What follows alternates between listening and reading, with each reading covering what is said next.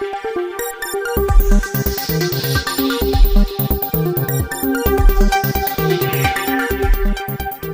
ನ್ಯೂಸ್ಗೆ ಸ್ವಾಗತ. ವೀಕ್ಷಕರೇ, ನಾನು ಶಿವಪ್ರಕಾಶ್ MPM. ವಿಜಯನಗರ ಜಿಲ್ಲೆ ಹೂವಿನಹಡಗಲಿ ತಾಲೂಕಿನ ಹೊಳಗುಂದಿ ಗ್ರಾಮದಲ್ಲಿ ಸಮಾನ ಮನಸ್ಕ ಪರಿವರ್ತನಾ ಸೇವಾ ಸಮಿತಿಯವರು ಸಿದ್ಧಗಂಗಾ ಶಿವಕುಮಾರ ಸ್ವಾಮಿಗಳು ಹಾಗೂ ಬಿಜಾಪುರದ ಸಿದ್ದೇಶ್ವರ ಸ್ವಾಮಿಗಳ ಸಂಸ್ಮರಣೋತ್ಸವ ಕಾರ್ಯಕ್ರಮವನ್ನು ಹಮ್ಮಿಕೊಂಡಿದ್ದರು. ಈ ಕಾರ್ಯಕ್ರಮದಲ್ಲಿ ಭಾಗವಹಿಸಿದ್ದ ವಿಶ್ರಾಂತ ಪ್ರಾಚಾರ್ಯರಾದ ಶಾಂತಮೂರ್ತಿ ಬಿ ಕುಲಕರ್ಣಿಯವರು ಮಾತನಾಡಿ, ಇಬ್ಬರು ಮಹಾನ್ ದಾಸೋಹಿಗಳ ಸಂಸ್ಮರಣೆ ಕಾರ್ಯಕ್ರಮವನ್ನು ಆಯೋಜಿಸಿರುವುದು ಸಾರ್ಥಕವಾಗಿದೆ ಎಂದರು. ಮಹಾನ್ ಪುರುಷರಾದ ಶಿವಕುಮಾರ ಸ್ವಾಮೀಜಿ ತ್ರಿವಿಧ ದಾಸೋಹಿಗಳಾಗಿದ್ದರು. ಅನ್ನ, ಅಕ್ಷರ, ವಿದ್ಯೆಯನ್ನು ನೀಡಿ ಬಡ ವಿದ್ಯಾರ್ಥಿಗಳ ಬದುಕಿಗೆ ದಾರಿದೀಪವಾಗಿದ್ದಾರೆ ಎಂದರು. ಮಹಾನ್ ಮಾನವತಾವಾದಿಗಳು ಜನರಿಂದ ಏನನ್ನೂ ಬಯಸದೆ ನಿಸ್ವಾರ್ಥ ಸೇವೆಯನ್ನು ಮಾಡಿದ್ದಾರೆ. ಅವರ ದೇಹ ಅಸ್ತಂಗತವಾಗಿರಬಹುದು, ಆದರೆ ಅವರ ಜೀವನ ಮೌಲ್ಯಗಳು ಜೀವಂತವಾಗಿವೆ ಎಂದರು. ಜೇಬಿಲ್ಲದ ಸಂತ ಸಿದ್ದೇಶ್ವರ ಸ್ವಾಮೀಜಿ ಶ್ವೇತಧಾರಿಗಳಾಗಿ ಲೌಕಿಕ ಜಗತ್ತಿನ ಯಾವುದೇ ಆಸೆ ಆಮಿಷಗಳಿಗೆ ಬಲಿಯಾಗದೆ ಜನರಿಗೆ ಸರಳ ಜೀವನ ಮಾರ್ಗವನ್ನು ಹೇಳಿಕೊಟ್ಟರು ಎಂದರು.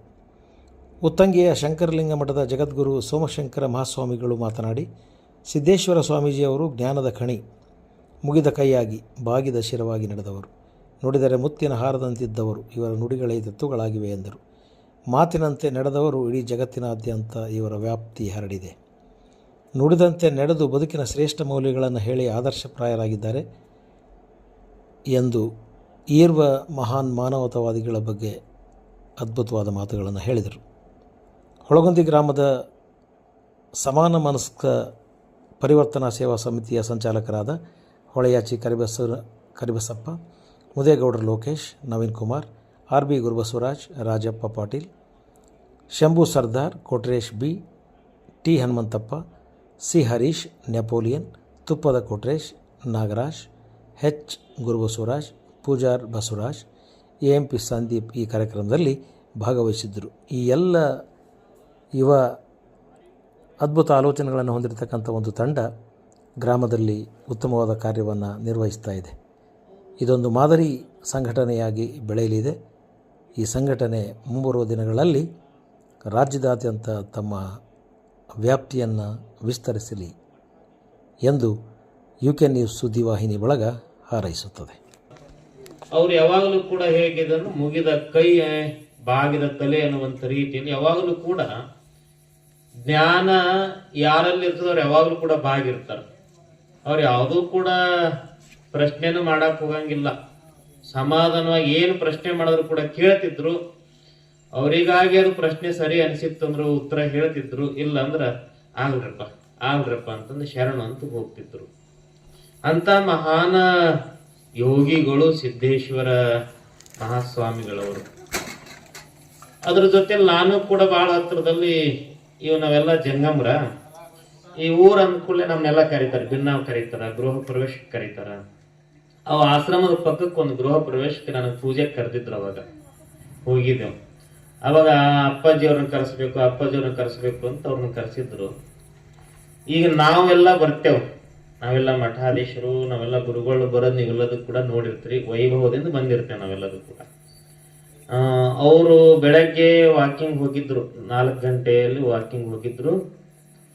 ಬರುವುದು 8:30 ಅವ್ರ ಮನೆಗಾಯ್ತು. ಹೇಗ್ ಬಂದಿದ್ರಂದ್ರ ಒಂದು ಬಿಳಿ ಲಪಟಿ ಮೇಲ್ಗಡೆ ಕಟ್ಟಿಕೊಂಡು, ಕಾಲಲ್ಲಿ ಶೂ, ಆಮೇಲೆ ಕೊರಳಿಗೊಂದು ಬಿಳಿ ವಸ್ತ್ರ, ಮೈಲೊಂದು ಖಾದಿ ಬಟ್ಟಿ.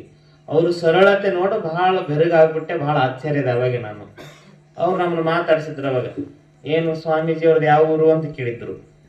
ಸ್ವಾಮೀಜಿ ಅವ್ರದ್ದು ನಾನು ಸಣ್ಣ ಹುಡುಗ, 2006ನೇ ಇಸ್ವಿ, ನಾನು 8ನೇ ಕ್ಲಾಸ್ ಇದ್ದೆ ನಾನು. ಮತ್ ಬಹಳ ಸಣ್ಣವನ್ನೆಲ್ಲ. ಯಾವ ಊರು ಸ್ವಾಮೀಜಿಯವರು ಅಂದ್ರೆ ಇದು ಯಾಕೆ ಹೇಳಿದೆ ಅಂದ್ರ, ದೊಡ್ಡವರ ಬಾಯಲ್ಲಿ ಆರೋಗ್ಯವಂತನಾಗಿರುವಂತ ಸಂಜೀವಿನಿ ಅನ್ನುವಂತ ಮಾತನ್ನ ಅವರು ಅಲ್ಲಿ ಯಾವುದೋ ಒಂದು ವೇದಿಕೆ ಮೇಲೆ ಹೇಳಿದ್ದಿದೆ.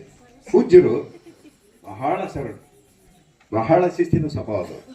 ನಿರಂತರ ಸಮಾಜ ಸೇವೆ, ದಾನ, ಶಿಕ್ಷಣ, ಮಾನವೀಯತೆಯ ಸಂದೇಶವಾಗಿ ತಮ್ಮ ಇಡೀ ಬದುಕನ್ನ ಅವರು ಸವಿಸಿದ್ರು ಅನ್ನುವಂಥದ್ದನ್ನು ನಾನು ಇಲ್ಲಿ ಪ್ರಸ್ತಾಪ ಮಾಡಲಿಕ್ಕೆ ಇಷ್ಟಪಡ್ತೇನೆ. ಅವರು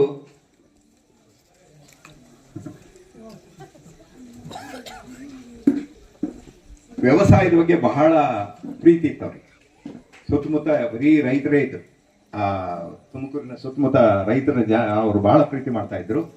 ಅವರ ಬೆಳೆ ಏನ್ ಬರ್ತಿತ್ತಲ್ಲ, ಅದರ ಮೊದಲ ಫಲ ಅದು ಮಠಕ್ಕೆ ಸಂದಾಯವಾಗ್ತಿತ್ತು. ಈಗಲೂ ಕೂಡ ಅದು ಆ ಪರಂಪರೆ ನಡೀತಿದೆ.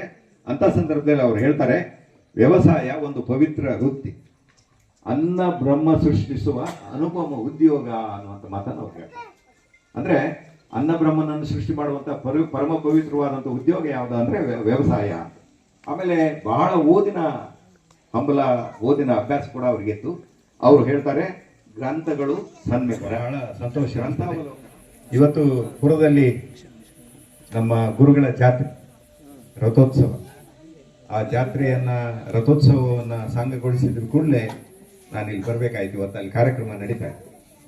ಇದೊಂದು ಬಹಳ ವಿಶೇಷವಾದಂಥ ಒಂದು ಕೆಲಸ ಅಂತ ಅಂದ್ಕೊಂಡು, ಅದರಲ್ಲೂ ಕೂಡ ನನ್ನ ವಿದ್ಯಾರ್ಥಿಗಳು ಅವರ ಅಪೇಕ್ಷೆಗೆ ಕಟ್ಟು ಬಿದ್ದು ನಾನು ಇವತ್ತು ವೇದಿಕೆ ಮೇಲೆ ನಿಮ್ಮ ಮುಂದೆ ನಿಂತಿದ್ದೇನೆ. ಪರಿಚಯ ಮಾಡಬೇಕಾದ್ರೆ ನಮ್ಮ ಕೊಟ್ರೇಶ್ ನಮ್ಮನ್ನೆಲ್ಲ ಭಾವುಕರನ್ನಾಗಿ ಮಾಡಿಸಿದ್ರು, ನನ್ನಂತೂ ವಿಶೇಷವಾಗಿ. ಈ ಭಾವನೆಗಳು ಅಥವಾ ವ್ಯಕ್ತಿ ಭಾವುಕನಾದರೆ ಮುಂದೆ ಮಾತು ಸ್ವಲ್ಪ ಅದು ಸಮಸ್ಯೆ ಆಗ್ತದೆ. ಮುಂದಿನ ಮಾತು ಬಹಳ ಸರಳವಾಗಿ ಹರಿಯೋದಿಲ್ಲ. ಆದರೆ ವೃತ್ತಿ ಮಾತನಾಡೋದೇ ಆಗಿರೋದ್ರಿಂದ 35-36 ವರ್ಷಗಳ ವೃತ್ತಿಯಲ್ಲಿ ನಾನು ಇದನ್ನ ಮಾಡ್ತಾ ಬಂದಿರೋದ್ರಿಂದ ಆ ಭಾವನೆಗಳನ್ನು ಒಂದು ಕಡೆಗೆ ಇಟ್ಟು ನಾನು ನೇರವಾಗಿ ವಿಷಯಕ್ಕೆ ಬರ್ತೇನೆ. ನಾನು ಪ್ರಕಾಶ್ ಅವರ ಶಿಷ್ಯ, MP ಪ್ರಕಾಶ್ ಅವರ ಒಡನಾಡಿ. ಅವ್ರ ಜೊತೆಗೆ ಕೆಲಸ ಮಾಡ್ತಿರ್ಬೇಕಾದ್ರೆ ಬಹಳಷ್ಟು ಸಂದರ್ಭಗಳಲ್ಲಿ ಬಹಳಷ್ಟು ಸವಾಲುಗಳು ವೇದಿಕೆ ಮೇಲೆ ಬಂದಾಗ ಅದನ್ನು ಬಹಳ ಸರಳವಾಗಿ ಅವರು ಅದನ್ನು ನಿಭಾಯಿಸ್ತಾ ಇದ್ರು. ನನಗೂ ಕೂಡ ಅದನ್ನು ಕಲಿಸಿದ್ದಾರೆ ಕೂಡ. ಭಾವನೆಗಳನ್ನು ಪಕ್ಕಕ್ಕಿಟ್ಟು ಮಾತನಾಡೋದನ್ನು ಪ್ರಕಾಶ್ ಅವರಿಂದ ನಾನು ಕಲಿತಿದ್ದೆ. ಆದ್ದರಿಂದ ನಾನು ಇಬ್ಬರು ಮಹನೀಯರ ಕುರಿತಾಗಿ ನಾನು ತಯಾರು ಮಾಡಿಕೊಂಡಂಥ ಕೆಲವು ವಿಷಯಗಳನ್ನು ಪೂಜ್ಯರ ಪಾದಕ್ಕೆ ಮತ್ತು ನಿಮ್ಮೆಲ್ಲರಿಗೆ ನಿವೇದನೆ ಮಾಡೋದಕ್ಕೆ ಇಷ್ಟಪಡ್ತೇನೆ. ನಾನು ಈ ಮಹನೀಯರಿಬ್ಬರನ್ನ ಪ್ರಾತಸ್ಮರಣೀಯರು ಅನ್ಬೋದು. ಆದರೆ ಇನ್ನೂ ಸ್ವಲ್ಪ ಮುಂದೆ ಹೋಗಿ ಅವರನ್ನ ಪ್ರಾತಃಸಂಧ್ಯಾ ಸ್ಮರಣೀಯರು ಅನ್ಬೋದು. ಅಂದರೆ ಬೆಳಿಗ್ಗೆ, ಮಧ್ಯಾಹ್ನ, ಸಂಜೆ ಯಾವಾಗ ಬೇಕಾದರೂ ಸ್ಮರಿಸುವಂಥ ಮಹೋನ್ನತವಾದಂಥ ಸಾಧನೆಯನ್ನು ಮಾಡಿದಂಥ ಸಾಧನೆಯ ಗೌರಿ ಶಂಕರರೇ ಇವರಿವರು.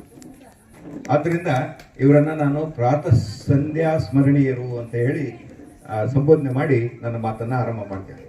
ನಿಮಗೆ ಗೊತ್ತಿರುವಂತೆ 111 ವರ್ಷಗಳ ಕಾಲ ಈ ಕರ್ನಾಟಕದಲ್ಲಿ ಬದುಕಿ ಲಕ್ಷಾಂತರ ವಿದ್ಯಾರ್ಥಿಗಳ ಬಾಳನ್ನು ಬೆಳಗಿ ಯಾರು ಅವರ ಪಾದಕ್ಕೆ ಎರಗಿದೋ ಅವರಿಗೆಲ್ಲರೂ ಕೂಡ ಆಶೀರ್ವಾದ ಮಾಡಿ ಈ ಜಗತ್ತನ್ನೇ ಉದ್ಧರಿಸಿದಂಥ ಮಹೋನ್ನತವಾದಂಥ ಲೋಕೋತ್ತರವಾದಂಥ ಪುರುಷರು ಅಂದರೆ ಡಾಕ್ಟರ್ ಶಿವಕುಮಾರ ಸ್ವಾಮಿ.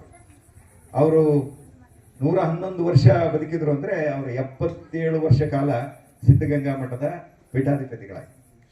ಪೀಠ ಒಂದು ಕಡೆಗೆ, ಕರ್ತವ್ಯ ಬಹಳ ಮುಖ್ಯವಾಗಿ ಅವರು ತಮ್ಮ ಇಡೀ ಜೀವನ ಕರ್ತವ್ಯಪರರಾಗಿ ಬದುಕಿದ್ರು ಅನ್ನುವಂಥದ್ದು ನಾನು ಸ್ವತಃ ಕಂಡುಬಿಟ್ಟಿದ್ದೆ. ಅವರು ಬೆಳಗ್ಗೆ 3:15ಗೆ 3:45ಗೆ ಸ್ವಲ್ಪ ತಡ ಆದರೆ 4 ಗಂಟೆಗೆ ಹೇಳ್ತಿದ್ರು. 4 ಗಂಟೆಗೆ ಎದ್ದು ಕೂಡಲೇ ಆ ಪೂಜೆ ಅವೆಲ್ಲವನ್ನ ಪೂರೈಸಿ ಒಂದು ಸ್ವಲ್ಪ ಪ್ರಸಾದ ಮಾಡಿ ಕಾರ್ಯಪ್ರವೃತ್ತರಾಗ್ತಾ ಇದ್ರು. ವಾಯು ಸಂಚಾರ ಹೋಗ್ತಾ ಇದ್ರು, ವಿದ್ಯಾರ್ಥಿಗಳನ್ನು ಮಾತಾಡ್ತಾ ಇದ್ರು, ಮತ್ತೆ ದಾಸೋಹದ ಕೆಲಸಗಳನ್ನು ಸದಾ ನಿಭಾಯಿಸ್ತಾರೆ ಅಂತ ಒಬ್ಬ ಮಹನೀಯರು. ಅವರನ್ನ ಎಲ್ಲರಿಗೂ ಕೂಡ ನಡೆದಾಡುವ ದೇವರು ಅನ್ನೋದಿಲ್ಲ, ಎಲ್ಲ ಪೂಜ್ಯರು ನಡೆದಾಡುವ ದೇವರು ಆಗೋದಿಲ್ಲ. ಆದರೆ ಶಿವಕುಮಾರ ಸ್ವಾಮಿಗಳು ನಡೆದಾಡುವ ದೇವರು. ಅಕ್ಷರಶಃ ಆ ಮಾತು ಅವರಿಗೆ ಅನ್ವಯಿಸ್ತದೆ. ನಡೆದಾಡುವ ದೇವರು ಅಂದರೆ ದೇವರನ್ನ ನಾವು ಯಾರೂ ಕಂಡಿಲ್ಲ. ದೇವರ ವಿಗ್ರಹಗಳನ್ನು ನೋಡ್ತೀವಿ, ನಮ್ಮ ಮನಸ್ಸಿಗೆ ಬಂದಂತೆ ಆ ವಿಗ್ರಹಗಳನ್ನು ಮಾಡಿ ಎಲ್ಲ ದೇಗುಲಗಳನ್ನಿಟ್ಟು ಅದನ್ನು ಪೂಜೆ ಮಾಡ್ತೇವೆ. ಆದರೆ ದೇವರನ್ನ ಸಾಕ್ಷಾತ್ಕರಿಸಿದಂಥ ಯಾವೊಬ್ಬ ಮನುಷ್ಯನು ಕೂಡ ಈ ಭೂಮಿ ಮೇಲೆ ಇಲ್ಲ. ಬಹುಶಃ ಪೂಜ್ಯರು ಏನು ಲಿಂಗ ಪೂಜೆ ಮಾಡಿಕೊಳ್ಳುವಂಥವ್ರು ಅಥವಾ ತಮ್ಮ ಉಪಾಸನೆಯಲ್ಲಿ ತೊಡಗಿದವರು ದೇವರನ್ನ ದರ್ಶಿಸಬಹುದೇನೋ. ಅದನ್ನು ಹೊರತುಪಡಿಸಿದರೆ ದೇವರನ್ನ ನಾವು ಗುರುಗಳ ಸ್ವರೂಪದಲ್ಲಿ ನೋಡ್ತೇವೆ. ಆದ್ದರಿಂದ ನಡೆದಾಡುವ ದೇವರು ಅನ್ನುವಂಥದ್ದು ಅಕ್ಷರಶವಾದಂಥ ಮಾತು. ಆ ನಡೆದಾಡುವ ದೇವರು ಅವರನ್ನ ನಾನು ಸೂಪರ್ ಸೆಂಟಿನೇರಿಯನ್ ಅಂತ ಕರಿತೇನೆ. ಸೂಪರ್ ಸೆಂಟಿನೇರಿಯನ್ ಯಾಕಂತಂದ್ರೆ 106 ವರ್ಷ ಬದುಕಿದವರು ಬೇಕಾದಷ್ಟು ಜನ ಇಲ್ಲ. ಆದರೆ ಅದರಲ್ಲೂ ವಿಶೇಷವಾಗಿ ಅಷ್ಟು ವರ್ಷ ಕಾಲ, ಅಷ್ಟು ದಿನ, ಅಷ್ಟು ಹಗಲು, ಅಷ್ಟು ರಾತ್ರಿ, ಅಷ್ಟು ನಿಮಿಷ, ಅಷ್ಟು ಸೆಕೆಂಡು ಈ ಸಮಾಜ